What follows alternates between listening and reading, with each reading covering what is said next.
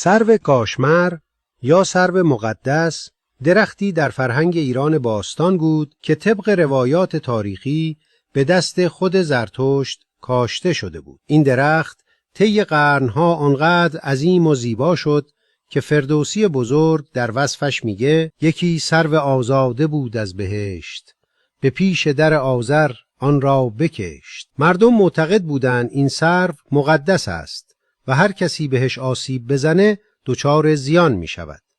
اما متوکل عباسی خلیفه بغداد وقتی وصفش رو شنید دستور داد قطعش کنند تا با تنش کاخ جدیدش رو بسازه.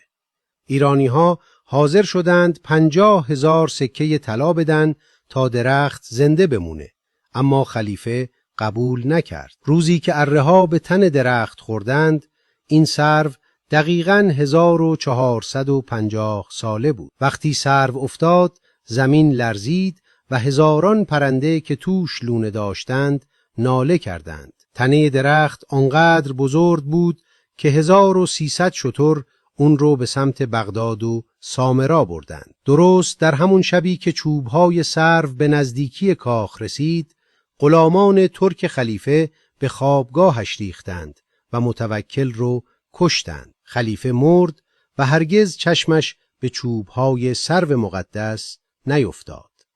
این عاقبت کسی بود که تیشه به ریشه تاریخ زد.